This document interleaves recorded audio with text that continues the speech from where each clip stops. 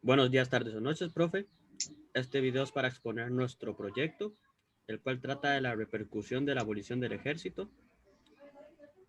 Nuestro equipo está conformado por Keylor Fernández Garro y Eric González Rodríguez. ¿Por qué ya no contamos con ejército?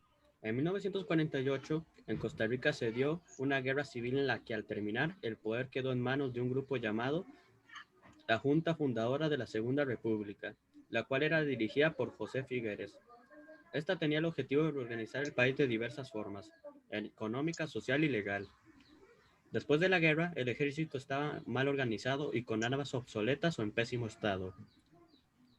Y aunque algunos miembros de la Junta querían mejorarlo para ponerlo a nivel de otros países, José Figueres creyó que era mejor idea usar ese dinero para el progreso socioeconómico del país y para promover la democracia, y así se declaró el 1 de diciembre la disolución del ejército.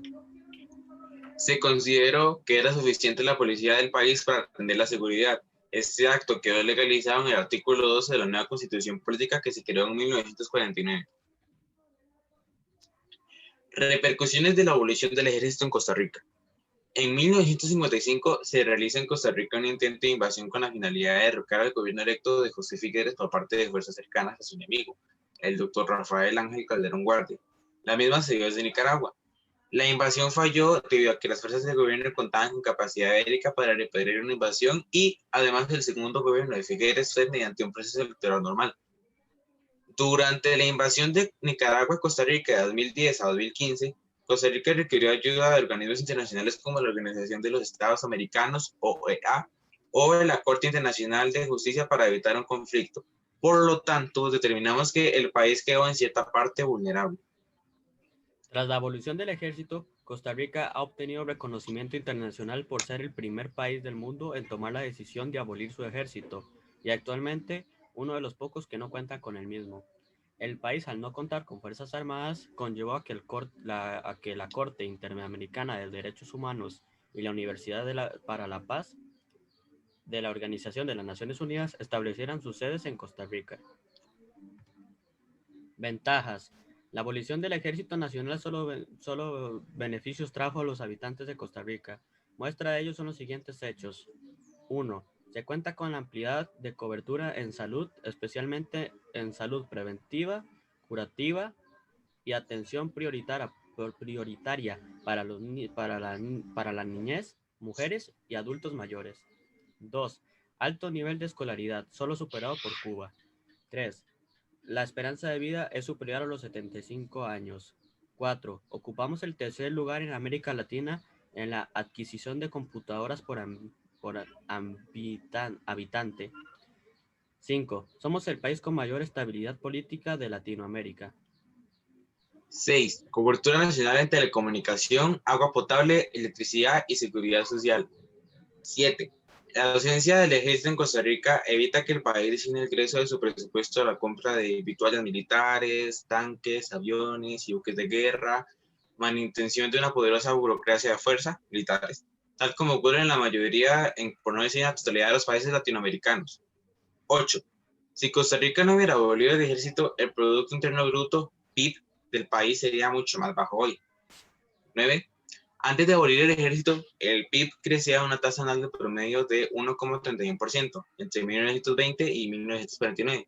Pero a partir de la abolición y durante los 60 años siguientes, la tasa promedio de crecimiento aumentó a 2,44% en el periodo 1951-2010. Desventajas. Como dijimos anteriormente, al analizar la información solo pudimos encontrar dos desventajas. Dependencia de otros países para la protección del país y que Costa Rica se vio vulnerable a intentos de invasión por parte de otros países. Esta fotografía de José Figueres Ferrer o con un mazo golpeando una pared es el símbolo de la abolición del ejército en nuestro país. Datos extra. En el cuartel militar Bellavista, hoy Museo Nacional, el señor José Figueres, por entonces presidente de la Junta de Gobierno, con un mazo derribó uno de los muros de dicho cuartel para decretar la abolición del ejército en Costa Rica. Esta es la imagen que se mostró anteriormente. Desde esos años, los cuarteles militares se convirtieron en centros educativos. Para que ningún político tuviera la ocurrencia de restablecer el ejército en nuestro país, los diputados de la Asamblea Constituyente redactaron un artículo, el cual incorporaron a la actual Constitución Política, promulgada el 7 de noviembre de 1949, que en su artículo 12 literalmente dice: Se proscribe el ejército como institución permanente para la vigilancia y conservación del orden público. Habrá fuerzas de policía necesarias. Solo por convenio continental o para la defensa nacional podrán organizarse fuerzas militares. Unas y otras estarán siempre subordinadas al poder civil.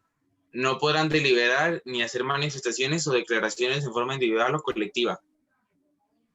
Los expertos responsables del informe usaron una amplia base de datos para comparar los resultados obtenidos por Costa Rica entre 1920 y 2010 con el resto de países de Latinoamérica. No solo tomaron en consideración el PIB, sino también otros indicadores relacionados con el desarrollo. Descubrieron que Costa Rica era el cuarto país latinoamericano con menor tasa de crecimiento del PIB per cápita antes de la abolición del ejército. Sin embargo, tras su eliminación, se convirtió en el segundo de mayor crecimiento, solo por detrás de Brasil.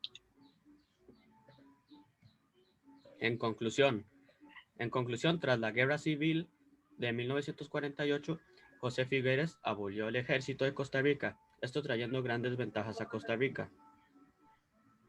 Si no fuera por este grandioso hecho de Figueres, el país se encontraría en muchísimas peores condiciones, tanto económicas como sociales.